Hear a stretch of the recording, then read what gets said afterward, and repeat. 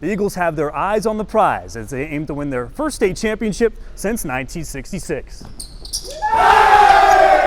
He wasn't even that good in the playoffs, and I don't care what you say because he was not good.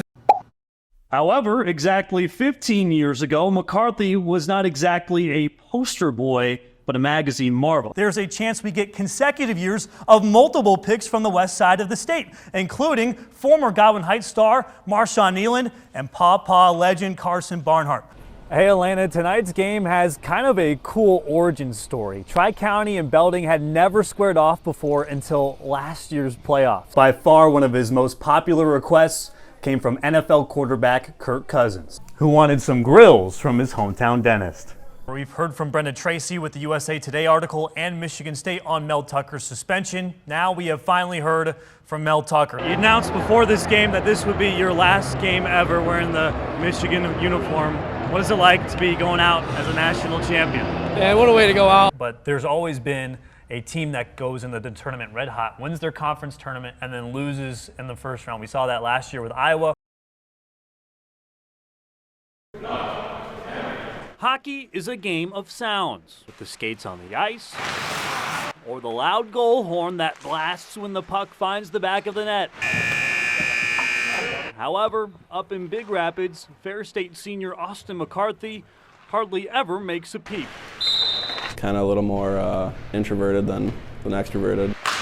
The Ludington native lets his play do the talking. I take a lot of pride in draws, playing good in the D zone, kind of just grinding out there. That grind is seen quite easily by the Bulldogs coaching staff. He's not one to draw attention to himself. He's an awesome kid. If we were looking for a poster boy for our team, he would be it. However, exactly 15 years ago, McCarthy was not exactly a poster boy, but a magazine marvel, as he was on the cover of Sports Illustrated for Kids as the Sports Kid of the Year. I remember like bits and pieces because I was so young. I mean, that was 15 years ago. It's kind of crazy. Crazy doesn't even begin to describe it. After scoring 173 goals in 1 year, McCarthy received the prestigious honor and even got to meet Kalamazoo native and Yankees legend Derek Jeter in New York City as a 10-year-old. It's a really big achievement and something I'll always be proud of. It's something that still gets brought up on a regular basis. I actually just had like a guy DM me on Instagram, and he's like sending me magazines that he wants signed now. So it's cool when people reach out like that. But his teammates, on the other hand, get in some good jabs every now and then. I feel like it comes up once a year, honestly. I'm just like, oh, here we go again. Oh, we're just like, oh, the kid athlete of the year is here again. He handles it pretty well. He knows that everyone's just kind of giving him a hard time. But I remember reading that in third grade, actually, in my classroom. So it's kind of funny that now I'm roommates with him after all these years. All these years later, McCarthy is not scoring over 100 goals a season at Fair State to put his face on another magazine cover, but he is proud of the path he took to play D1 hockey. I wouldn't change anything. I think everyone's road is different. You know, everyone develops a little bit quicker and a little bit slower. So I think if you put in the work, you'll get to where you want to be. Mark Skol Jr., 13 on your side sports. Great health. Everything looks perfect. Dentist Ryan Lebster stays very busy at the Lakeshore Dentistry and Implant Center in Holland. You can close a little bit. So I do a lot of complex restorative dentistry, implants, aesthetic work, veneers, things like that. We're going to scan for your implant today. It is easy to see his passion for his work. It's not like throwing a touchdown pass to get into the Super Bowl, but you know, it's still fun.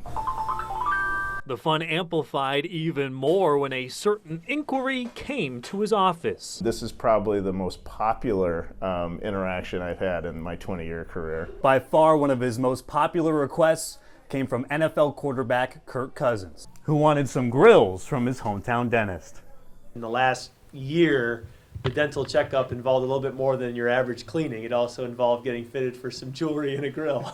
It all started back on Thanksgiving of 2022 when the Holland Christian High School graduate said this on national TV. I gotta call my dentist. I don't know if my dentist back in Holland, Michigan gets a lot of requests for grills, but I need to call him. Lebster reached out the next morning. I text Kirk and I said, I think I got a Christmas gift coming for you. He took me seriously. And so when I saw him after the season, he said, we're going to get this grill fitted. And here it is in all of its glory. A year and some change later, with over 150,000 likes on Instagram. He was true to his word, got that grill fitted, and I guess now I got to put some fake diamonds on it. With some laughs and help through cosmetic and digital dentistry, And that's how we 3D print teeth. Lebster was able to revolutionize the grills game. The grills as they are right now. This version fit perfectly, so we're ready to keep rolling with this. We both think it's hilarious. However, what is not funny is the obvious love Cousins has for his hometown of Holland. Skol, 1, 3, 1, 2, 3, Skol! But he does love the game, and he loves his people, and it's nice. And that loyalty will be there, regardless if there is bling in his mouth or not. I have a feeling West Michigan will always keep pulling me back no matter how far away life takes me. I'm Mark Skol Jr., 13 on your side sports.